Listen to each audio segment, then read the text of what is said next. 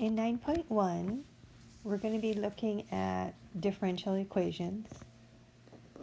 And a differential equation is simply an equation with its derivative.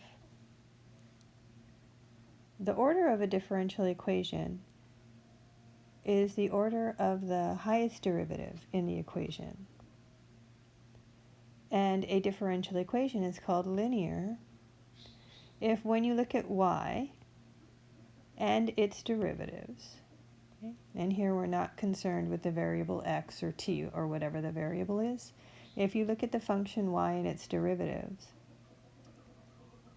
they're in the first power and they're not composed with other functions of y. Okay, so that means there's no products or quotients of y or its derivatives. So in chapter 9, we're going to be discussing differential equations. And this is just an introduction. In your higher math courses, if you go on in mathematics, you'll run across other differential equations, but we really want to know what type of differential equation we're working with, because the type of equation determines the type of solution. So first of all, let's look at these 4 examples. This is a differential equation, y prime of x equal to cosine of x plus 3y, because it's a function. It's a function that has y in its derivative. The derivative is a first derivative, so this is first order. And y is not composed with any other function when I just look at the portion 3y. Notice I'm ignoring cosine of x because it doesn't have y in it, or the derivative of y. So 3y is linear.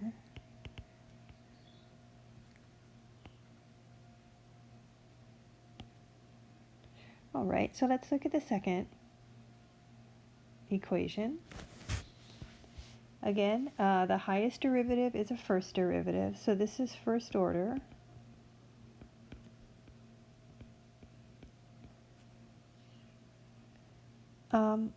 Now the 3y is okay, but not cosine of y. That's actually a composition of our function y with the cosine function. So this is actually nonlinear.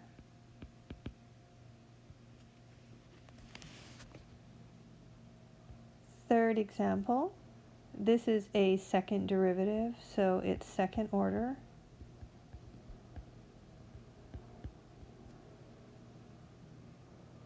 And it's also nonlinear because of the y squared. This is not just y, it's y squared, which is y times y. So you cannot have any products of y.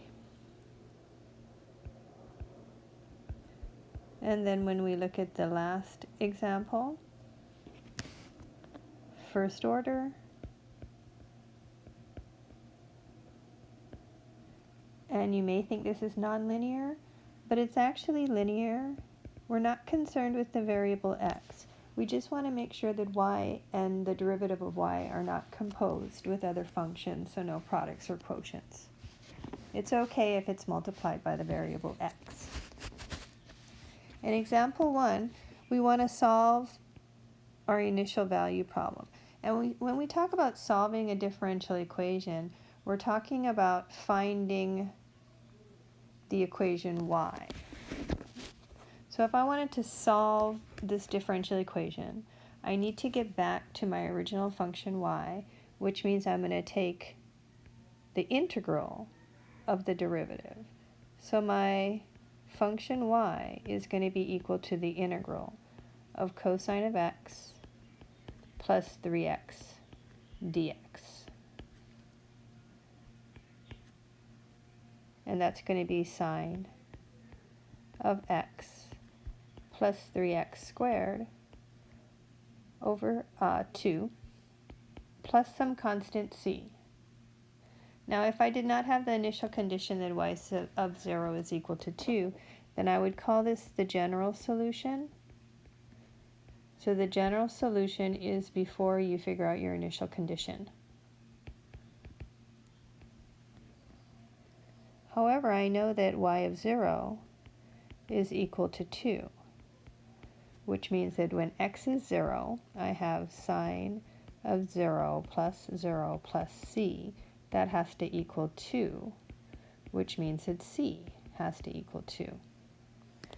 So the solution to the initial value problem is the function y equal to sine of x plus 3x squared over 2 plus my constant c.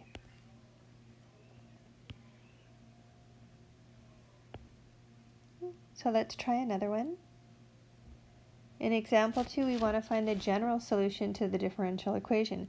And the reason why we're finding the general solution is because there are no initial conditions. The most I can do is find the general solution, which would be y of t equal to the integral of 5 sine of t plus cosine of t dt. Negative 5 cosine t plus sine of t plus my constant c.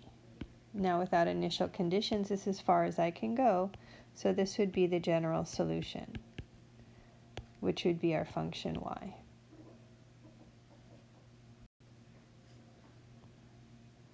Sometimes we have to integrate more than once. Looking at example 3, we have the second derivative. So to go to the first derivative of x, I need to integrate the second derivative, 3x squared minus 4x plus 6 dx. So I'm going to get 3x cubed over 3, which would just be x cubed, minus 4x squared over 2, which would be 2x squared, plus 6x, plus my constant c. And now I don't have initial conditions, so that's as far as I can go with first derivative. To get back to my original function and to solve this differential equation, I have to integrate x cubed minus 2x squared plus 6x plus c with respect to x.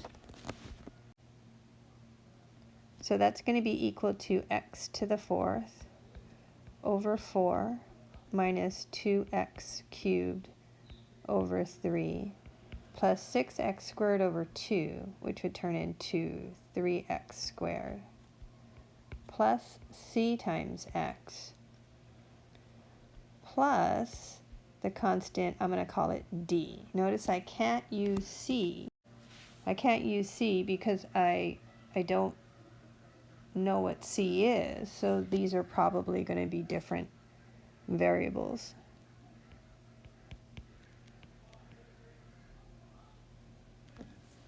All right. Well, let's look at an application, and this application is one that you have seen in Calculus 1.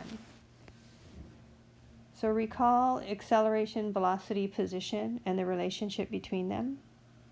If you have a position function and you take its derivative, you get velocity. Derivative gives you acceleration. If you have acceleration, integrate, you get velocity. Integrate, you get position. So this is the exact same problem from Calc 1, but we're going to use the language of differential equations. So in example 4, we have an object that's fired vertically upward. We have an initial velocity, which would be our v of 0, of 49 meters per second. An initial position, this would be our s of 0, of 30 meters. We'll assume that the object is launched when t is equal to 0. And that s of t is our position for the object at any time greater than or equal to 0. Okay? So the position function is governed by, it doesn't mean it's equal to, but it's governed by, or you can get it from the differential equation second derivative of s is equal to negative g. So this would just be your acceleration. And the force of gravity is going to be 9.8 since we're using meters. So if we were to find the position and the velocity functions in part A, I have acceleration, so my velocity will equal to the integral of my acceleration function, which is just negative 9.8. And I'm taking the integral with respect to the variable t. So velocity is going to be negative 9.8 t plus a constant c, which I can solve for. And I can solve for this constant c because I have my initial condition that v of 0 is equal to 49, which would give me a constant c of 49. So my velocity function is negative 9.8 t plus 49. Oops, if I can write 49.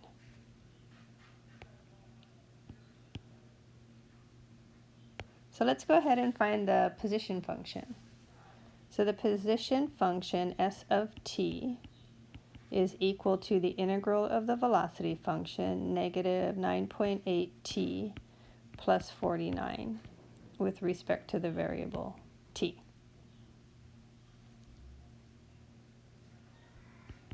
It's going to be negative 9.8 t squared over 2, so negative 4.9 t squared plus 49t plus a constant c. And here I don't have to change the letter because I'm looking at a completely different equation. Our initial position is equal to 30, which gives us c equal to 30. And our position function is negative 4.9 t squared plus 49t plus 30. And we found our velocity and our position functions. So let's go back to B and figure out what we need to do next. The question in B is to find the highest point of the object and when it occurs. So when we talk about when we reach our highest point, that's when our position is at its highest or its largest. So I could simply find the vertex of my position function. But I think I'm lazy and I want to look at velocity instead. When the velocity is 0, that's when your object has stopped going up and now it's going to turn around and start coming down. So if the velocity is 0, that's when it's going to reach its highest point. And the only reason why I'm using velocity is because it's easier for me to solve the velocity equation equal to 0 rather than solving the position function for its vertex.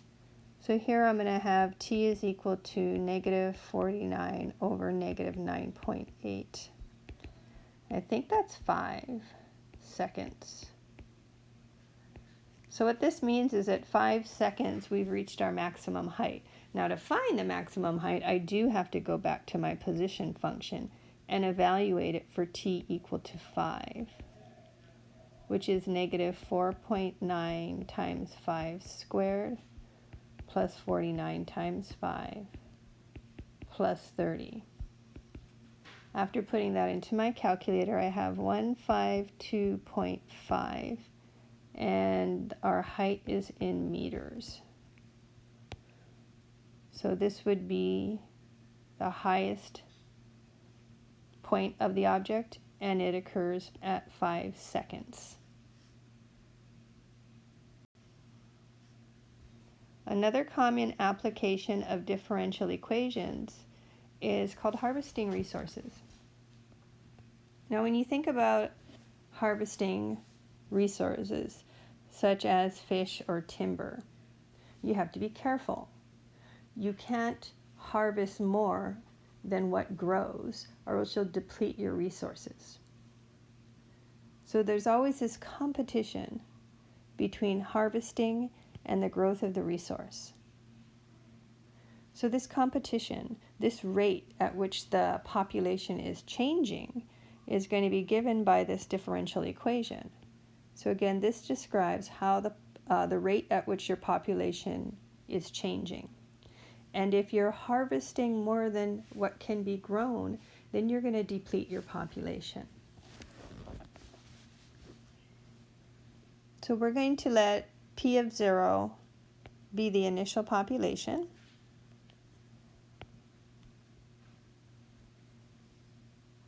Now, if I want to find the population at any time P, I have to be really careful,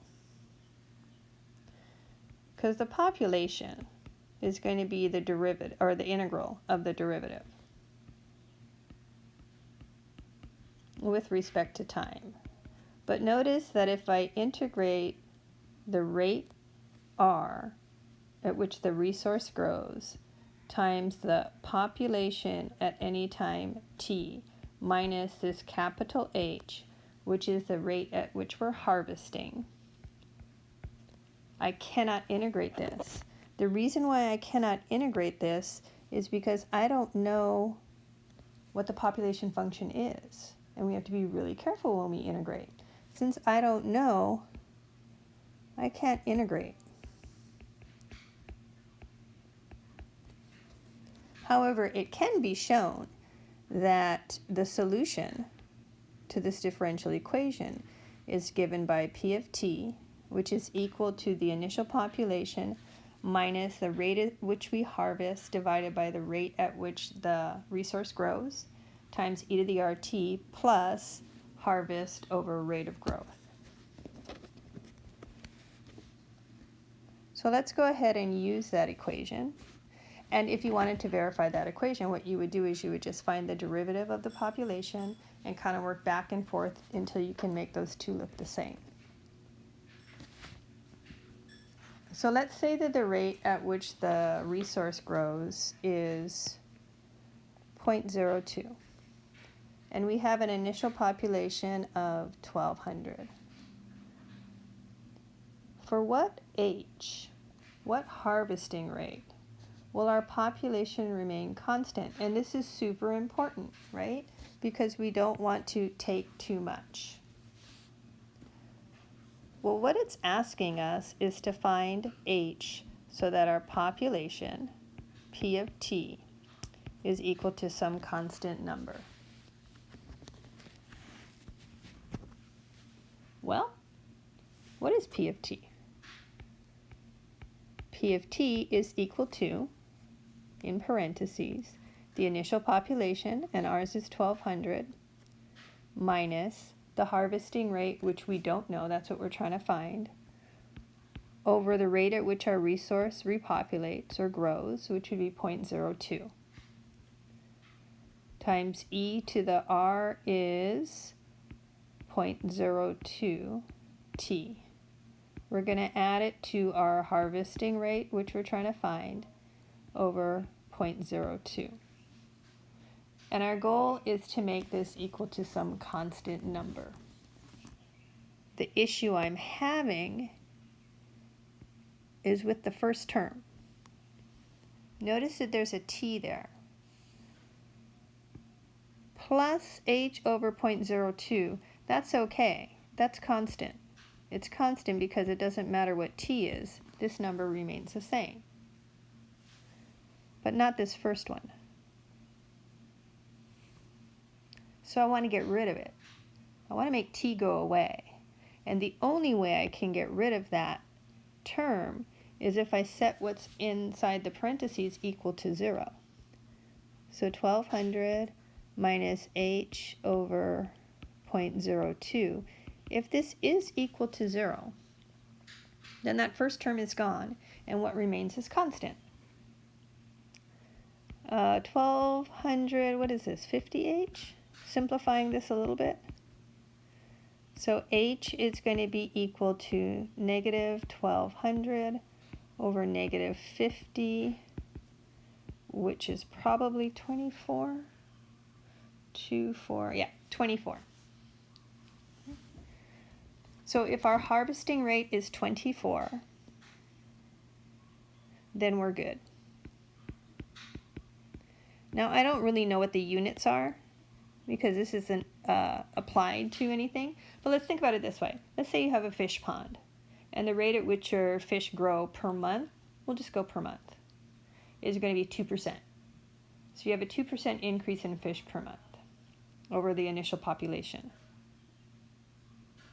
Well, if you harvest 24 fish every month, then your population will stay exactly the same.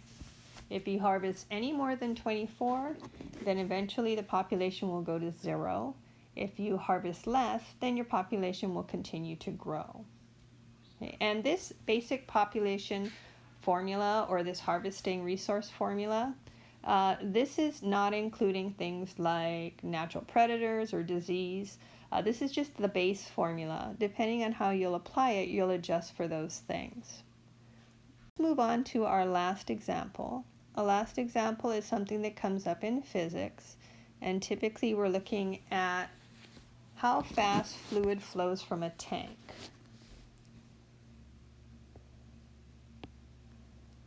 So if you look at this diagram, we're going to have some height of fluid in a cylindrical tank.